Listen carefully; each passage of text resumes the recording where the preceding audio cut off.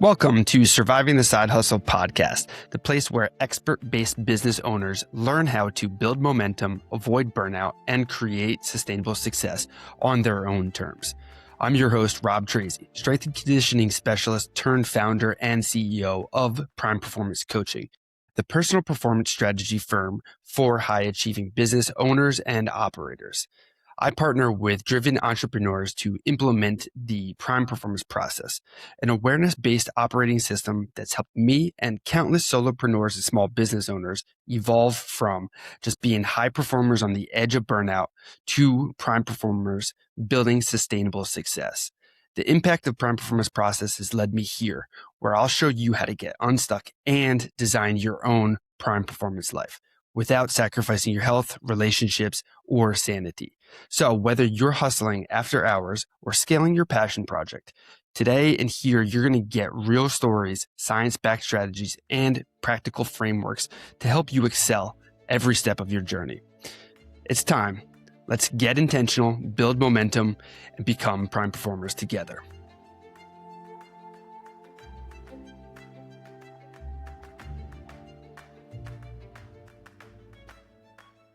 We'll get started just after this message.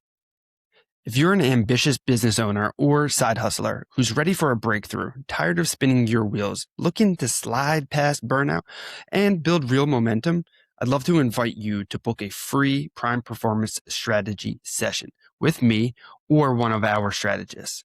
This is your chance to get personalized insight on what's been holding you back and get a clear path to move forward. No fluff, just actionable strategy.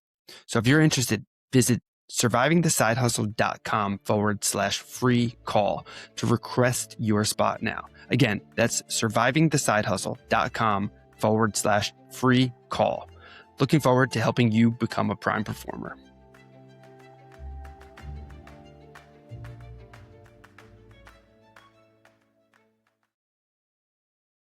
What's going on, and welcome back to another Friday recap edition of Surviving the Side Hustle. So as usual, let me start off by asking you something. This week I want to know, whose rules are you actually playing by right now? Not the rules you tell people you're playing by, and not the rules that you wish you were playing by, the actual ones. The ones that decide what time you wake up, who gets your best energy, and what you say yes to. What you let go of, and what you're chasing without ever really questioning whether it's still worth chasing. Because here's the truth. Most high performers aren't burned out from working too hard. They're typically burned out from working hard at goals they inherited from someone else and never bothered to update themselves. So this week's guest on Surviving the Side Hustle is going to walk us through exactly what it looks like to stop and rewrite this script. So if you haven't already listened to it yet, go back and listen to Tuesday's guest interview episode, because this week on the show, I sat down with Meggie Rombach, and she was calling all the way in from Switzerland. Meggie spent 15 years at the International Committee of the Red Cross, managing partnerships with C-level leaders at major blue chip companies. And she got a front seat row to what high performance leadership actually looks like from the inside, including the parts that nobody posts about on LinkedIn. She also burned out twice, once early in her corporate career and once again at the end of 2023. And what makes her story interesting isn't that she burned out, because plenty of people do that. But what makes her story interesting is what she did with it. She built something called the Mindful Rebellion. She hosts a podcast called Play It By Your Rules. And she's now coaching leaders through a process she calls the 3 C's and the 3 F's, which are clarity, courage, and confidence, and then leading to freedom, flow, and fun. Plus horses and climbing walls, and we'll get into all of it. But this episode is for any high performer who's quietly starting to wonder if they're playing the right game or not, which many of us have that same questions going on. But the core frame that I want you to go and listen to the guest interview through is here, because Meggie said something in that conversation that I haven't been able to really let go of since I've re-listened to the interview myself. She said burnout, at least for her, both times, wasn't actually about the workload. It was about external validation. She was crushing the work, she was high performing, but she wasn't getting the recognition she needed from her direct managers. And without that external validation, the whole engine started to fail. Now think about that. 2 separate burnouts, years apart, in completely different environments. And the common denominator wasn't the hours or the grind. It was the fact that she'd outsourced her sense of worth to somebody else's approval. This is the trap I see in almost every high performer that I coach with. We tell ourselves we're driven by impact or by growth or by the mission that we're heading towards. And some of that's true. But underneath it, a lot of us are running on a less flattering fuel. The need to be seen as enough by people who may never actually give us that. And when the validation doesn't come, the engine overheats. This whole episode is about what it takes to swap out that fuel and what becomes possible when you finally do. So the first lesson or takeaway I want you to remember from the guest interview is high performance and people pleasing wear the same uniform. Meggie said something in this episode that I still think is going to land hard for somebody listening. She admitted that until our conversation, she'd always assumed her people-pleasing tendency was just her. She's empathetic, so she's a people person. She cares about her clients, she's never connected it to her high achievement, and she's just thought it was part of her personality. And then when we started talking about the pattern, high achiever who over-delivers because they care, the leader who burns themselves out, making sure that everyone else is okay, the entrepreneur who builds their entire business around solving everyone else's problems and forgets they're a person with their own needs and problems of their own. Here's what most of us miss. The same trait that makes us excellent at serving people is the same trait that's slowly destroying us. The people pleasing isn't a flaw separate from the achievement. It's part of the engine. It's why we achieve. Meggie shared a moment from her leadership training at the Red Cross that I think every high performer needs to listen and hear. They did a peer review feedback exercise. And the feedback she got from multiple teammates, not just one person, was you need to take better care of yourself because when you do, you're better here for us. She said she needed that permission, even though intellectually she knew it. And even though it sounded obvious, she needed someone outside of herself to tell her it was okay to put on her own oxygen mask first. And that's the trap. Because if you're a people pleaser at your core, you can't easily give yourself that permission. You need someone else to give it to you, which means you're still, even in your self-care, dependent on external validation. This is why so many high performers can read every book, listen to every podcast, attend every retreat and workshop conference, and still end up burned out 12 months later. Because reading about the permission isn't the same as receiving it.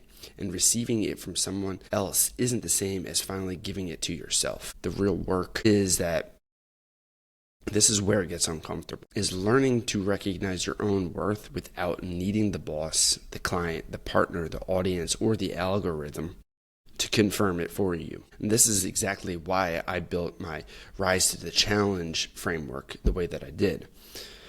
Because you can't rise on a foundation of external validation. The first thing that has to get strong in your relationship with your own sense of enoughness. Without that, every promotion, every win, every client, every dollar just becomes another temporary fix for a need that's structural. The work isn't to achieve more, the work is to need the achievement less.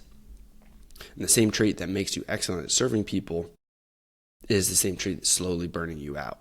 People pleasing and high achievement aren't two different things. They're often the same engine, and the engine is running on validation. It can never fully get from the outside. And it really reminds me of when I was growing my strength and conditioning and personal training business, because I would have clients all the time telling me like, hey man, you need to take a day off. You haven't taken a day off in how long? It's like, you should probably take some time for yourself. But there'd always be that but. It's like, just don't do it when we have our training sessions. So it was very confusing because I would be getting this permission from other people, which is what I was looking for, as long as it still abide by the don't hurt this one person. So then I also had to pick and choose which clients I wanted to, or I liked better, which wasn't really fair. It's like picking your children, I guess. So it put me in a compromised position in which I just never chose to take time off, and I just continued to bury it because my identity was, I can push longer, I can push harder, this is who I am, I've always done this, until the point where there was no more pushing. So lesson 2 I want to give to you guys from my conversation with Meggie is, you don't grow on the peaks, you grow on the valleys. This part of the conversation got really personal, and I want you to hear it for what it is. Meggie was talking about her life, and there was a particular stretch about 10 or 15 years ago where everything had been pretty smooth. Middle-class family, good upbringing, decent career trajectory, and she said that she actually felt at one point like life had been too easy. And then within a 2-year span, things started hitting her. Her mom got breast cancer, she got sick, her first burnout hit her hard. And looking back, she said, I needed that valley. Sometimes you grow most when you hit the ground. And that hit me because I shared with her on the mic, and I'll share it with you here again, about losing my dad. He'd been talking for years about how excited he was to retire and how he was going to slow down, hang out, finally enjoy the life that he had been building. And then he got pancreatic cancer.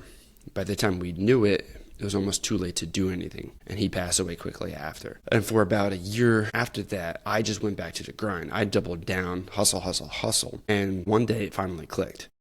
I was grinding harder and faster than my dad ever did, and he never got to do the thing that he actually was working towards. That was my valley. The moment the old script stopped working, and I had to write a new one. Not because I wanted to, because the universe stopped giving me the option to keep running the old one. Here's why I'm telling you this. If you're in a valley right now, like a real one, the kind that strips the script down to just basically nothing, I want you to hear that this is not happening to you, it's happening for you. It is. Brutally and unfortunately, often this is the only thing strong enough to wake us up to the questions that we've been really avoiding. And Meggie made one of the most useful points in the episode about how to actually move through a valley.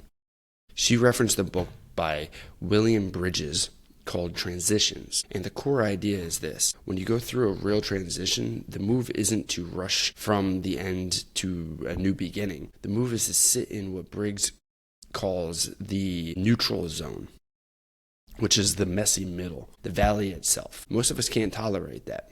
We hit the valley and then we sprint for the next thing as fast as possible. The new job, the new goal, the new identity, new girlfriend, new diet, anything to stop feeling the not knowingness. But the valley is where the rewrite happens. If you don't let yourself sit in it long enough to actually feel the questions, you'll come out on the other side with the same script that you went in with, just dressed up in different clothes. The growth isn't in the climb, it's in the willingness to be in the messy middle without the panic. So lesson number 3 for you guys to take home is courage and excitement are the same physical sensation. This was the reframe of the year for me, and I'm going to be using this with a lot of the clients for a long time. Meggie told me that she joined a Toastmasters club, the public speaking organization, back when she was working on her own courage. And the experience taught her something that she said changed her life. Courage and excitement, she said, produce the same exact sensation in your body. Sweaty palms, racing heart, the tight chest, slight shakiness. We just label one of them fear and the other excitement based on whether we think the outcome is going to hurt us or help us. Same body, same chemistry, just different label. Now think about what that means. The next time you're about to do something that scares you, a hard conversation, a sales call, a pitch, or maybe a leap with a new project, your body is going to send you the same signal it always sends. And in that moment, you have a choice. You can call it fear and pull back, or you can call it excitement and lean in. The signal isn't telling you to stop. The signal is telling you that what you're about to do matters. Your body doesn't activate that response for things that don't matter. It activates it for threshold, for edges, for the moments that actually count. So when you feel the sweaty palm, the heart racing, the moment in your business where like the email you don't want to send or the price you don't want to name, the offer that you don't want to make, or the conversation that you've been avoiding, That's not a stop sign. That's confirmation that you're standing at the door of something that's going to grow you. And Meggie's framework gets even sharper from here. She doesn't believe courage is something you have. She believes courage is something that you build through what she calls lifestyle prototyping. Small experiments, small bets, small acts of putting your toe in the water and seeing how it feels. Each small courageous action proves to your body that this sensation isn't dangerous. It's just intensity. And over time, what used to feel like fear starts to feel exhilaration. Same body, new relationship with the signal. And that's honestly one of the deepest threads inside one of my energy principles. There's a whole thing around it again, but the idea is that your nervous system is part of the engine of your business, not separate from it. The way your body interprets the signals it's giving you is really what determines what actions you actually take. Most entrepreneurs never realize that they're held back by a lack of strategy. They're held back by a nervous system that interprets every threshold as a threat. The work is to teach your body that the signal is friendly. Once you do that, everything else becomes possible. Your body doesn't know the difference between fear and excitement. Remember, it just sends you the signal, and the label is yours to choose. So choose carefully, because over a career, the difference between someone who calls that feeling fear and someone who calls it excitement is everything. And the final lesson for you to bring home is your rules will change, and let them. This last lesson will sneak up on you because it's the one I think is going to stick with the most people listening. Meggie was talking about how her definition of success has changed multiple times throughout her career. And she said something that I want you to really sit with. Normalize that success. Because when you normalize that success will not be the same throughout your life. When you're in your 20s, maybe the right move is to go full steam, to see how high you can really push, to find out what you're made of. And that version of success, the climb, the grind, the proving, is appropriate for that season. But there's a moment, eventually, where the right thing to do is to look at what you've built and say, that's good enough for me. And start asking a different question. Not how much higher can I climb, but what do I actually want this to feel like now? Most entrepreneurs never give themselves permission to change that goal. They lock in on what success meant to them at 25, and they drag that definition around for the next 30 years, slowly resenting their own life because they're achieving things they no longer actually want. Meggie is now building what she calls a portfolio career. She rides horses on Tuesdays, she skis Friday mornings. She works the rest of the time, and she said it on the mic, why would you live any other way if you can live this way? That's not laziness, and that's not lack of ambition. That's a woman who spent 15 years at the top of her field deciding that the next version of success has to be defined by her, not by her original script. So here's the question I want you sitting with. The version of success that you're chasing after right now in this moment, when did you actually choose it? And if you wrote it down today, what you actually want in your life to feel like, and would the goal you're currently chasing still be the right one? For some of you, the answer is yes, and that's beautiful and awesome. So keep grinding, keep going, and run harder. But for some of you, the answer is no. And the move isn't to push through and keep pushing and grinding. The move is to update the goal. The rules you're playing by were probably written by someone else who isn't you, or by a younger version of you that didn't know yet what you know now. Either way, you have permission to put down the pen, take a breath, and actually write a new set. This is exactly the tension I unpacked in my TEDx talk. Are we optimizing ourselves into burnout? Because speed without direction just becomes a distraction. And one of the most common ways high performers waste years of their life is by sprinting in a direction they chose before they knew who they were. The fastest path sometimes isn't just faster, it's the willingness to stop and recalibrate. And here's what I want you to walk away with if you don't take anything else. Remember, you don't need a bigger goal. You don't need more discipline. You don't need a new productivity system or another book or another retreat. Most of the time, what we need is to look at the rules that we're playing by and ask whether you actually chose them. Because most of us are running someone else's script, our parents' script, the industry script, the version of success that made sense for the person that we were 10 years ago. And we're so deep in the grind, we never stop to notice that the engine is running, the wheels are turning, but we're not actually where we want to go. The mindful rebellion isn't about quitting. It's about burning everything down. It's about stopping long enough to ask whose voice in your head is telling you to keep pushing, and whether that voice is actually the right voice for the life that you want to build. So play by your rules. Even if they're quieter than the old ones, even if they're slower, even if they look like nothing to anyone outside, because the only success worth chasing is the one that you actually want when you finally stop and check. So if this conversation or the guest interview hits you the way that it hit me, and you want to go deeper with Meggie, her podcast is Play It By Your Rules. So go subscribe wherever you listen. She also has a website at MeggieRombach.com, and the easiest place to catch her is LinkedIn. She's active, always engaging with people, and if you reach out, she'll respond. So tell her you listened to this episode and share your favorite part, either from this one or the full guest interview. She's also building a 6-month coaching program called Basecamp Bootcamp, which is inspired by the Everest Base Camp model, getting you set up to climb instead of just throwing you on the mountain. If you're somebody who's been carrying the high performer weight for a while and you're starting to feel the cracks, she's exactly the kind of coach that you'd want in your corner. So again, Meggie, thank you for coming on. Thank you for sharing your experience and for being so open about your own story. It was really a gift of a guest episode. And I want to leave you with one thing that Meggie said that I also asked her what she most wanted listeners to walk away with. She said, take mindfulness seriously. Not the Instagram version and not the yoga mat and incense version, the real version, the science-backed, performance-enhancing, stress-reducing, life-changing version. She said for years she kind of just nodded at it, thought it was cool, never actually did it until her second burnout, when she finally went through an 8-week mindfulness-based stress reduction program, and her whole relationship with stress changed. Mindfulness isn't soft.